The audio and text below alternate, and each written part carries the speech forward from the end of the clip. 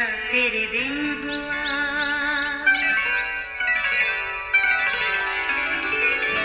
नया फिर दिन हुआ, पुरानी रात का करे सो शुक्र हम खुदा की जात का, खुदा की जात का नया फिर दिन हुआ।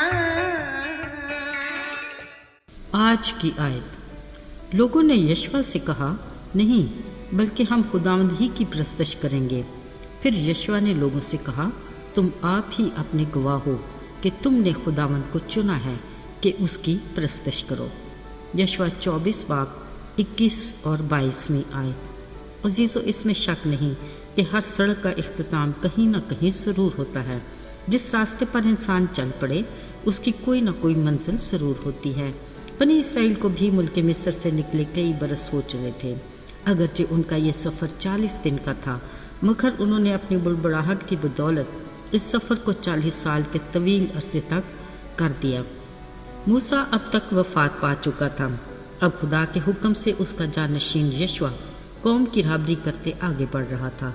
कई कठिन मरहलों और जंगों के बाद आखिरकार खुदा ने उन्हें वो सारा मुल्क दिया जिसके उनके बाप दादा को देने की कसम उसने खाई थी, और वो उस पर काबिज होकर उसमें बस गए।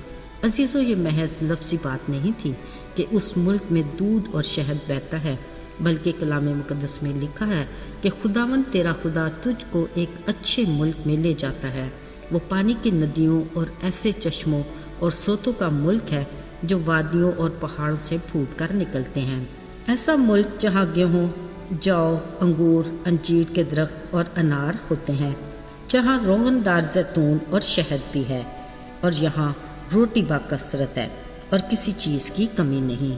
अजीज़ों, खुदा के कहे के मुताबिक उस मुल्क में पत्थर भी लोहे हैं और पहाड़ों से तांबा भी निकलता है। खुदा ने कहा था कि तू खाएगा और शेर होगा, और उस अच्छे मुल्क के लिए जिसे खुदावंद तेरा खुदा तुझे देता है उसका शुक्र गुजार लाएगा। अजीज़ों, बिलाशुबा ये उस कौम के लिए शुक्रगुजारी के दिन थे। खुदा ने उन्हें गिरदा गिर्द के दुश्मनों से आराम दिया।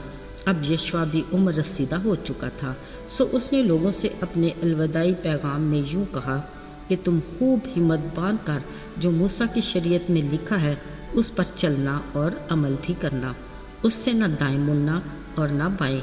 बस तुम खूब चौकस रहो और अपने खुदावंद से मोहब्बत रखो। पर अगर तुम बरगश्ता होकर गैर कौमों में शीर और शक्कर हो गए तो ये तुम्हारे लिए जाल और फंदा और तुम्हारे पहलुओं के लिए कोड़े और आंखों में कांटों की तरह होंगे और तुम नाबूद हो जाओगे। देखो, खुदा ने तुम्हें ऐसा मुल्क दिया जिस पर तुमने मेहनत नहीं की, और वो शहर जिनको तुमने नहीं बनाया अनायत किए हैं, और तुम इनमें बसते हो। और तुम ऐसे पाकिस्तानों और बागों का फल खाते हो जिनको तुमने नहीं लगाया। सो तुम खुदावंद का खौफ रखो और नेक नियति और सदाकत से उसकी परस्तिश करो।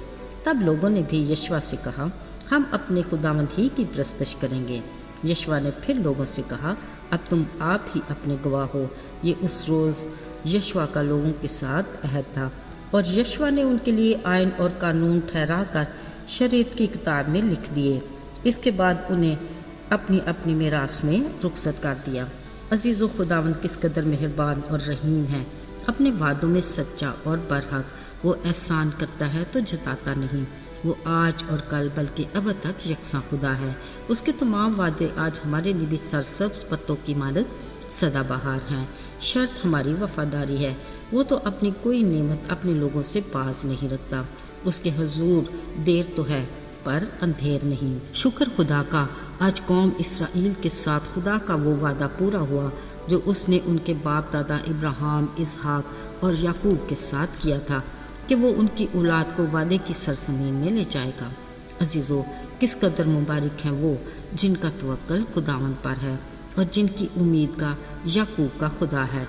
हमें फ़कत उस पर यकीन और भरोसा रखने की ज़रूरत है, और उसमें कायम रहने के लिए हमें अपनी जड़ों को ज़िंदगी के पानी की तरफ फैलाने की ज़रूरत है, ताकि हम बारवर हों और अपने फलों से उसके नाम को जलाल दे सकें। اور اپنے کاموں سے اس کے لیے عزت کا باعث ہوں۔ یوں ہم اپنے تخلیق کے مقصد کو پورا کر سکیں گے۔ آئیے دعا کریں۔ رحیم اور مہربان باپ، ہم تیرے وعدوں کے لیے شکر گزار ہیں جو ہماری زندگی میں پورے ہوتے ہیں۔ ہمیں اپنے وفادار بنا تاکہ ہماری زندگی تیری مرضی کے مطابق گزرے۔ ہمیں دلیری عطا کر تاکہ ہم تیرے نام کی گواہی دے سکیں اور بہت سوں کے لیے برکت کا باعث ہوں۔ یسوع کے مقدس اور مبارک نام میں مانگتے ہیں، آمین۔